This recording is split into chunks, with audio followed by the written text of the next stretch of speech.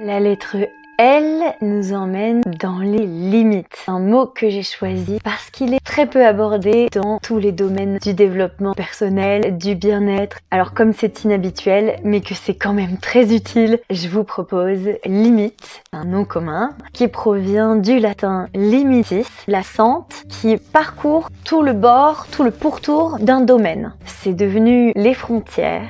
C'est un terme qui ne s'applique pas seulement à l'espace géographique, ça s'applique aussi à l'espace biologique, mécanique, matériel, émotionnel, mental, relationnel. Ça s'applique même à l'astrologie. J'ai remarqué que d'abord, la roue astrologique, elle est effectivement parcellée, séquencée en 12 signes. Il y a donc des limites entre chaque signe. Pour vous dire que ça touche aussi les domaines ésotériques. En termes d'énergie vitale et pour sa circulation optimale, je vous propose cette image. La limite, ce serait comme un petit ruisseau et l'énergie vitale, ce serait comme de l'eau. Cette eau, lorsqu'elle n'est pas canalisée dans une rigole, une rivière, un fleuve, lorsqu'elle n'a pas de contenant, elle se répand.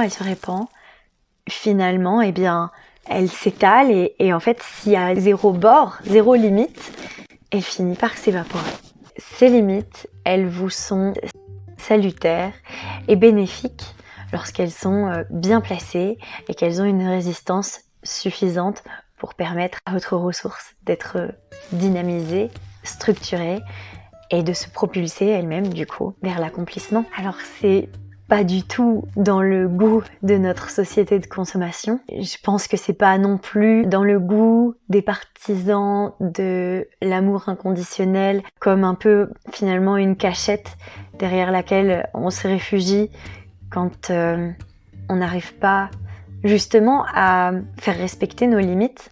Ça a beau pas être de la tonalité de ce qui est apprécié, d'après moi, c'est un gage sain d'accomplissement, de sécurité. Je vous propose que vous cultiviez par vous-même l'expérience des limites bien placées, l'expérience de cette intelligence fondamentale et formatrice.